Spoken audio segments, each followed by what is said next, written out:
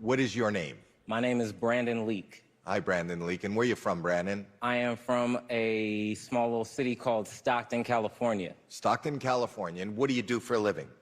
For a living, I work at a high school and a college, but I also run poetry workshops with youth in my city. Well, that's wonderful. When Brandon Leake walked onto the America's Got Talent stage in 2020, nobody could have predicted that this college counselor from Stockton, California, would make television history and bring the judges to tears with nothing but his words. What happened next was something the show had never seen in 15 seasons. And what came before his audition was a story of heartbreak, rejection, and a determination that refused to die. This is the story of a man who turned his deepest pain into poetry, who faced rejection and came back stronger, and who proved that sometimes the most powerful performances don't need music, dancers, or elaborate staging. Just raw, undeniable truth spoken from the soul. Join us as we tell you what really happened to Brandon Leake from America's Got Talent.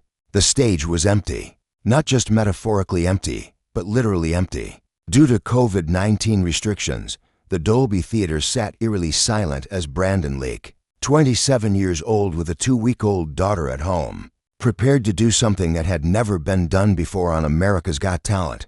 He was about to become the show's very first spoken word poet to audition, bringing an art form that had lived in coffee shops and underground venues into the mainstream spotlight. Simon Cowell, leaning back in his chair with that familiar skeptical expression, didn't hide his doubts. "I don't really understand poetry. I'm going to be honest with you," he admitted, his British accent dripping with uncertainty. Beside him sat Howie Mandel and Sofia Vergara, while Heidi Klum was absent due to illness. The odds seemed stacked against this newcomer who was betting everything on an art form America's Got Talent had overlooked for 15 seasons. But Brandon smiled, confidence radiating from every pore. "I'm a great intro for you," he assured Simon, and there was something in his voice that made the judges lean forward just a little bit closer. Before he began, Howie asked about the poem's subject. "Tonight's poem is actually an ode to my sister," Brandon explained.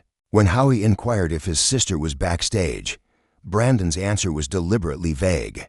"Kind of," he said, and in that moment, the judges had no idea they were about to witness something that would shake them to their core. What Brandon didn't tell them yet was that his sister, Danielle Marie Gibson, had died when she was just 8 months old. Brandon was only 4 years old when she passed away from an enlarged heart. While sitting beside him in the car, she had fallen asleep and simply never woke up.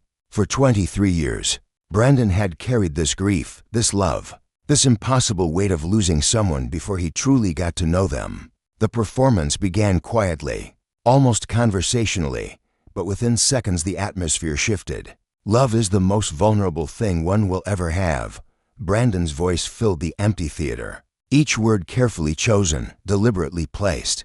"And you must learn to hold onto it loosely so when it leaves, it won't exit so painfully." Then came the truth, delivered with such raw emotion that the judges sat frozen in their seats. "I've been groundbound because she left Earth to go back home amongst the stars right next to God," Brandon said, his voice beginning to crack with emotion. "But I was left here to manufacture wings out of tears and broken dreams." The silence in that empty auditorium was deafening. Without an audience to react, without the usual roar of applause or gasps, there was nothing to buffer the pure, unfiltered grief pouring from this young man's heart. Sofia Vergara's hand went to her mouth, tears beginning to stream down her face. Howie Mandel sat completely still, transfixed. Even Simon Cowell, who had admitted he didn't understand poetry, couldn't look away. "I'm still haunted by these nightmares because I have a really creative mind," Brandon continued, fighting through his own tears now. "And sometimes it designs these alternate realities where she is still here, still alive. And all the things I wish we could have done are played again and again and again. And I'm tired of playing God because I've got to come to terms with the fact that my sister ain't never coming back." The power of those words, delivered without music, without dancers, without anything but pure human emotion, hit like a freight train. "That's the cost of love," Brandon said, his voice barely above a whisper. "Caring for someone so much that you can't imagine living life without them." When he finished, The silence stretched for what felt like an eternity. Then Simon Cowell, the man who had started the audition skeptical, spoke first. "This is a very difficult thing for me to judge. I shouldn't be judging it," he said, shaking his head in disbelief. "I just want to compliment you on what you just did, because it was extraordinary. There's something very, very special about you." But it was Sofia Vergara's response that revealed just how deeply Brandon's performance had connected. Her tears weren't just sympathy, they were recognition of shared pain. "My brother passed away the same year that your sister passed away," she revealed, her voice thick with emotion. Her older brother Raphael had been murdered in Colombia in 1997, the same year Danielle died. "I can feel your pain. I know what this is. I know what it is to have somebody taken from you without you knowing. But it was very beautiful for me." Then Howie Mandel stood up, and Brandon's life changed forever. "It's amazing to me that on season 15, it's the first time that we're hearing somebody of spoken word," Howie said, his hand hovering over the golden buzzer.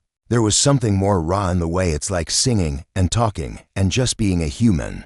A cappella, no music, no nothing, just a raw heart beating in front of us. We feel your pain, we feel your love, and you moved me to do this." The golden buzzer slammed down, golden confetti exploding across the stage as Brandon collapsed to his knees, overwhelmed. Howie rushed onto the stage to embrace him, and in that moment, spoken word poetry had officially arrived on the mainstream stage. The audition video would go on to earn over 6 million views on YouTube, with comments flooding in from viewers who had never experienced spoken word before. "I didn't even know this art form existed, and now I'm crying," one viewer wrote. "This is what real talent looks like," another declared. But what the cameras didn't show, what America's Got Talent didn't tell you, was that this wasn't Brandon's first time auditioning for the show. 3 years earlier, in 2017, Brandon had stood in front of AGT screeners with the same dream, the same passion, the same art form, and he had been rejected. The screeners didn't get it, didn't understand spoken word, didn't see the potential. They sent him home with a simple no, and that could have been the end of the story. For many contestants, that rejection would have crushed the dream entirely. But Brandon wasn't built that way. Growing up in South Side Stockton, California, raised by a single mother in a neighborhood touched by poverty, gang violence, and limited resources, Brandon had learned early that nothing worth having comes easy. He had turned to poetry in middle school as an escape, a way to process his anger and frustration. When his best friend died during his freshman year at Simpson University, poetry became his lifeline, his way of making sense of a world that seemed determined to take the people he loved. After the 2017 AGT rejection, Brandon made a decision that would define his future. Instead of giving up, he doubled down. He quit his teaching job and embarked on an ambitious tour, performing 150 shows across the United States, Canada, and even New Zealand. He released an album called Deficiencies, A Tale from My Dark Side. He founded Called to Move, an organization dedicated to helping youth express themselves through poetry. He worked on his craft relentlessly, understanding that the rejection wasn't a sign he wasn't good enough. It was a sign he needed to become even better. "The reason I became so much better was actually because I failed making the show the first time," Brandon would later reveal in interviews. "After not making it in 2017, I said, hey, I really want to try this out and get better at it. So I toured. I did a lot of work." At another audition in 2017, he met a young black girl, probably around 15 or 16, who performed a sweet poem about her relationship with Jesus when she didn't make it either. Brandon hugged her and said, "Hey, I didn't make it my first year, so keep trying. Never give up on this dream." Those words would become his own mantra. By late 2019, Brandon's wife Anna was pregnant with their first child. He had taken a job at Brookside School Daycare Center working alongside Anna, trying to be practical, trying to be responsible. But when his daughter Aliyah James was born on February 29, 2020, just 2 weeks before AGT auditions, something shifted inside him. "My daughter was just born, and the only thing that I've been thinking about is, man, "I don't want time to slip by being at this 9 to 5 while she's at home growing," he confided. "This is my shot." So he auditioned again, 3 years older, 3 years wiser, and infinitely more skilled. And this time, they saw what they had missed before. After the golden buzzer sent him straight to the live shows, the real test began. Could spoken word poetry truly compete against the singers, dancers, and variety acts that typically dominated AGT? The critics were loud and merciless. Online comments flooded in questioning whether he deserved his spot. Some argued that he only got the golden buzzer because there was no live audience to compete with. That spoken word was too niche, too underground, too different. The phrase "he's going to get destroyed in the live shows" appeared repeatedly across social media platforms. But Brandon had spent 3 years preparing for exactly this moment. For his quarter-final performance, he delivered a piece that stopped the nation in its tracks. The poem, titled Pookie after his mother's pet name for him, addressed the painful reality of being a young black man in America, weaving together his mother's fears with the names of Ahmaud Arbery, George Floyd, and Breonna Taylor. It wasn't just poetry, it was prophecy, pain, and power, all wrapped into 3 minutes of breathtaking spoken word. Judge Heidi Klum, who had returned to the panel, leaped to her feet first, followed immediately by Sofia Vergara and Howie Mandel. The standing ovation was instant, unanimous, and emotionally charged. The names in that poem change as the years go on, unfortunately, Brandon explained later, revealing that he continually updated the piece as new tragedies occurred. It's an ever-evolving poem. Social media erupted. Twitter threads analyzed his performance frame by frame. Instagram comments praised him for using his platform to address social justice. YouTube comments on his quarter-final performance called it the most important moment in AGT history, and spoken word has arrived. Even the skeptics were beginning to understand that they weren't just witnessing a talent competition. They were watching history being made. When the semifinals arrived, Brandon faced perhaps his greatest challenge yet. He needed to prove he could maintain the emotional intensity while showing range and versatility. His performance about his relationship with his absent father left judges and crew members alike reaching for tissues. The vulnerability, the honesty, the willingness to expose his deepest wounds in front of millions was unlike anything AGT audiences had experienced before. "I really want my art to be a reflection of the times, but also an aspiration of what the times can become," Brandon told reporters. And that philosophy shone through in every performance. He wasn't just competing for votes, he was competing to change hearts and minds, to prove that spoken word poetry deserved a seat at the table of mainstream American entertainment. Then came the finals on September 23, 2020.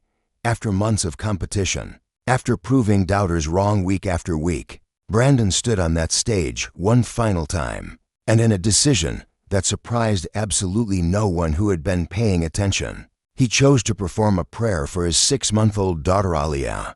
"I will never forget all the things that you made me feel. How I was already in love with you before I could ever hold you," Brandon began, his voice soft and tender. "Before your mother cradled you into existence, I prayed for you the best way I knew how. By praying for me." The performance was everything a finale should be, intimate yet powerful, personal yet universal, a perfect encapsulation of why Brandon had captured America's heart. Howie Mandel gave him another standing ovation, visibly moved by the prayer disguised as poetry. When the votes were tallied and host Terry Crews announced Brandon Leake as the winner of America's Got Talent Season 15, the emotion was overwhelming. Brandon had done it. The first spoken word poet to ever compete on America's Got Talent had become the first spoken word poet to win the entire competition. He took home the $1 million prize, a brand new Kia Stinger, and a headlining spot at the Luxor Las Vegas. But more importantly, he had validated an entire art form that had been overlooked and undervalued for far too long. "This is a huge win for the spoken word community," Brandon declared through tears. "For an art form that has not been on the mainstream, ever to have a chance to win America's Got Talent is bigger than anything." The second-place finishers were singing duo Broken Roots, with singer Christina Ray taking third place. Since his historic victory, Brandon's life has transformed in ways he could never have imagined. He signed with United Talent Agency for representation across all areas. He used his prize money wisely, paying off his student loan debt and investing in his future. His book of poetry, Unraveling, was published in March 2022 to critical acclaim. He wrote, produced, directed, and starred in a short film called Complexity that debuted in December 2020. He released spoken word pieces on Spotify as singles, bringing his art to streaming platforms. His Las Vegas residency at the Luxor, delayed initially due to COVID-19, finally launched in November 2021, giving him a permanent platform to showcase spoken word to tourists from around the world. He delivered a TEDx talk about using the power of art to uplift marginalized communities. He expanded Called to Move, his youth poetry organization, reaching more young people than ever before. He became a 7-time Telly Award winner and won recognition from the Television Academy. Brandon and Anna welcomed their second child, a son named Jakari Bennett Leake, in August 2021, expanding their family and giving Brandon even more inspiration for his art. He continues to live in Stockton, the city that shaped him, refusing to abandon his roots even as his fame has grown. He teaches poetry workshops, delivers motivational speeches, and mentors the next generation of spoken word artists. In 2023, Brandon returned to AGT for the All-Stars edition, proving that his win wasn't a fluke, but the beginning of a lasting legacy. His social media following has grown to over 78,000 on Instagram alone, where he shares his poetry, his family life, and his faith. Jesus saved me, his Instagram bio declares, alongside his impressive list of accomplishments. The impact of his AGT victory extends far beyond his personal success. Poetry slams and spoken word events have seen increased attendance nationwide. Young poets cite Brandon as the reason they started performing. Schools have added spoken word to their curricula. The art form that once lived exclusively in underground venues and coffee shops now has primetime legitimacy. And it's all because one man refused to let rejection define him. When asked about advice for aspiring performers, Brandon's message is consistent and powerful. Just be you, both on and off stage, he insists. This show is about talent as much as it is about story. And if you want your story told properly, you have to be yourself. Don't go out there chasing anybody else. Don't go out there trying to be somebody else. He still works with his high school mentor, Mrs. Christy Lee, who is now an assistant principal at Edison High School. He dreams big, with plans to invest $30 million into Southside Stockton to end the food desert and fight gentrification, wanting to make his neighborhood a healthy place to live. His vision extends beyond his own success to lifting up the entire community that raised him. Brandon Leake proved that talent combined with determination can overcome any obstacle, that rejection is often just redirection, and that the most powerful art doesn't require elaborate production, just honest truth delivered from a passionate heart. From a 4-year-old boy who lost his sister, to a teenager finding escape in poetry, to a man rejected by AGT in 2017, to the champion who made history in 2020, Brandon's journey embodies everything America's Got Talent is supposed to represent. What do you think about Brandon Leake's incredible journey from rejection to triumph? Let us know in the comments below. Which talent show contestant should we cover next? Drop your suggestions in the comments. Don't forget to subscribe and hit that notification bell so you never miss another inspiring story. As for Brandon Leake, his story is far from over.